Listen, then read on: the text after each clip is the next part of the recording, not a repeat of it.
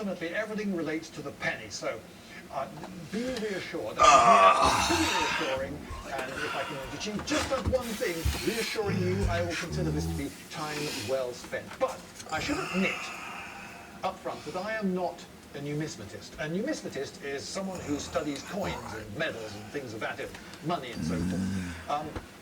I am not, nor have I ever been, fascinated by every last detail of this particular coin minted at a particular mint at a particular year. Oh look, you notice that this one, this 1762 version, on the reverse has a different number of oak leaves and all that. So don't worry, I'm not going to be going into that sort of detail. Instead, I'm really talking in broader terms and trying to keep it interesting for the layman. So. I'm going to start, before there were coins, with the Celts in Britain. I know that's a bit of a cheat, because I said this was the history of English coinage, and England didn't even exist with the Celts before the Romans invaded, but never mind. May as well start at the absolute beginning. So up until about 150 BC, the Celts, who were quite sophisticated, they had big towns and big organized societies. They could muster really big armies quite quickly and send messages hither and yon and mine all sorts of metals and make spectacular pieces of metalwork and pottery and so forth. So they were primitive people, but they weren't using coins. In the Mediterranean, they've been using coins for many centuries, but until 150 BC, they didn't really need them. They got on fine without them, so that was all right then. But then they started using coins, but not their own coins. They were using imported coins from Europe. And about 50 years after that, somewhere around the year 100, it's a big vague number, but around the year 100 BC, they started minting their own coins. And the idea must have caught on reasonably quickly, because by 30 years later, one generation later, coins were widespread across Britain, minted in Britain, and there were quite a few different coins. Coin designs being minted as well. So they obviously quite took to this coinage idea after a bit. But then Julius Caesar turned up at tea time on the weekend, the cad, and invaded. But the Celts saw him off, sort of. But later, other Romans, Claudius and the like, came along and they finished the job. And so Britain was part of the Roman Empire, apart from the wilder, woollier bits up in the north and far west. So the Romans then, actually at first, allowed the Celts to carry on minting their own coins until the next emperor, Nero, came along, and in his time, the native Brits started using Roman coinage. Now, why was this then?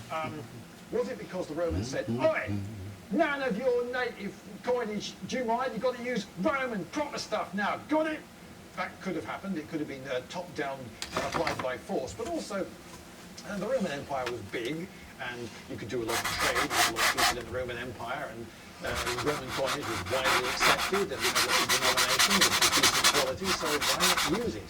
So it could be that no force was ever required. Anyway, they started using Roman coins. But I'm not going to talk to you about the Roman coins, because this is a video about English coinage.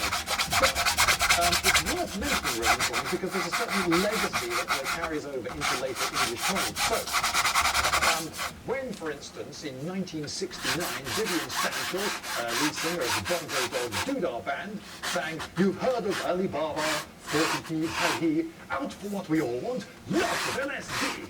Now, a lot of people, it was 1969, I understand, a lot of people thought he was making some sort of drugs reference there, but actually that song was written in 1931, and LSD referred to pounds, shillings, and pence. And this would have been common knowledge still in 1969, because people were still talking about pounds, shillings, and pence. LSD. L for pounds, S for shillings, and D for pence.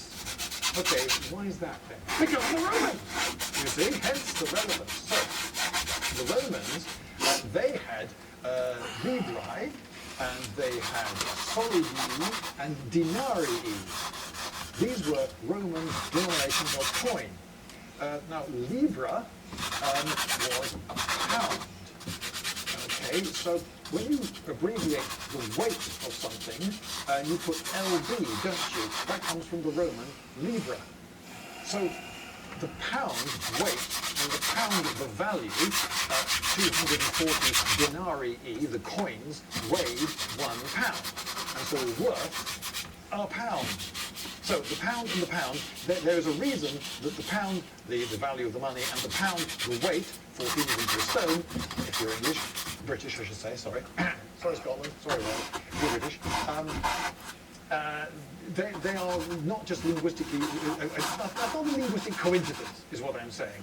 So, the pound is an L, and that is why the pound sign is like it's like the pound sign like this. That's actually an L with a couple of little extra ticks added. You add a couple of extra ticks to show its currency. You see, a yen is like a Y with a couple of extra ticks. A dollar is, for no reason that anyone knows for sure, an S with a couple of lines through it as well, and the as used in Europe. Is an E with a couple of extra ticks on it, and then you've got the won in Korea, which is a W, and you've got the ruble, which is, okay, it looks like a P, but it's a Greek rho, so it's an R sound, so it's R for ruble, and that's got an extra tick on it, and so forth. So there's a convention that you get a letter, you stick a couple of extra ticks on it, and there you go. They even did it for Bitcoin, see B with a couple of ticks on it, and there you go. So the tradition is still alive. So that's an L with a couple of ticks on it. Libra, pound, lubs, when you write it in weight. So S is not for shillings, actually. That is a linguistic coincidence. That was for the solidi, the solidus. And then you have the denarii. Literally the value of a donkey, it seems. But anyway, never mind that. So that is why D was the abbreviation until decimalisation for pence. LSD, pounds, shillings and pence. There you go. Thank you, Romans. But then the Romans in 410, according to traditional history, went back to Italy. But according to traditional history, the Roman period ends in 410. And then after a bit, you get the Saxons turning up. And then we go back to the situation with the Celts. They don't have coins at first, but then for about 100 years or so, they're importing Frankish coinage and using that. But then, somewhere around 600, 625, they start minting their own coins. And now they did have a number of coins, the Anglo-Saxons. There were some little ones, but there was a standard one, which was the penny. Okay? It may have been called, in some places, the denier, which is what another coin on the continent is called at first, but pretty quickly it was the English word penny. And that was the standard coin for the next 7 centuries in England. They traded in pennies. And in fact, they got pretty good at it. And they produced extremely good quality pennies that were emulated and admired across the world that knew about England at the time. There was also the Stücke, which think of the German modern word Stück, meaning piece. Well, there you go. It's an old Germanic word which just meant piece. And the shilling, which came along later, it seems that the verb to separate, shilling, that's where it comes from. So you just separate into parts, and a Stück is a piece of a penny. So there were these small ones. The Stück actually was minted in Northumbria, where I am, and it was pretty much unique to that region of England. And it was minted there in quite large quantities, to quite high quality for quite some while, so it was clearly a well-accepted coin. But it didn't become the standard English coin, which was the penny. Now, there's also the shad, or, which is spelt like this. And that really was a form, again, of the penny. It seems to be that was just another early name for penny, and a particular coin that was called that was then later valued at a penny. So we get to a penny, okay? Just go to the penny. We have a chap here who's making very convincing silver in-period coins from the Viking age. A lot of Byzantine-looking designs there. So you make your own dies. Yes, I do. That's the hardboard. That's a lump of sprung steel or something? Yeah, spring steel. And I use hand engravers to make the design. Very patiently and expertly. Yes, and then I harden it. Right? And when I'm writing a drawing, Ge plats åt Sankt Leif, heliga beskyddare som här kommer fram. Noisy people coming from. But they're excellent noisy people. They're some of the best noisy people I've ever seen. Noisy people are good. Well, anyway, when making a coin, I use a silver sheet. Yep. Trying to minimize waste.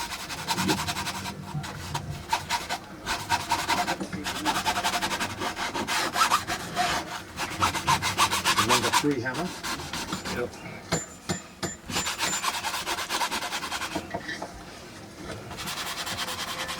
Okay, so you've got a blank. Design for one side on it. Yep. I placed the silver blank on the die. Which is noticeably smaller than the design which it's going to take on. It fills out a little. Yeah. Carefully place the upper die. Yeah. The piece of pipe is to center the die. Yep. And also I have a hard way to find a volunteer to hold the upper die when I strike with this little hammer. Okay, I'm doing quite such a massive hammer. That should do it. That hammer. And you have it. I have a coin. So we do. And Thank you very much, sir. you're welcome. Fantastic, you've got a mint. That's sort of all we need. You need a hammer and a couple of dies and you're away. And mints proliferated at one period. There were 60 of them. It got up to as many as 90 mints around England at one point. About 90 mints was an awful lot of mints for any king to keep an eye on. But of course, there were several kingdoms in the early period, so each king wanted to be able to keep control of his own mint. And of course, if you've got an ability to mint coins, and those coins go into circulation and people see them, they are a propaganda tool. They are a bit of like a little advertising hoarding. Hello, fella. So if you want to say, hey, Sorry, we are recording. king in town, How are you doing? You are freely available to sit and have a smoke. I'm about to stop because we've hit 12 minutes. So give us a second he's rich as well. and we will turn this off. This is Channel 4, please do not swear. Advertising, Please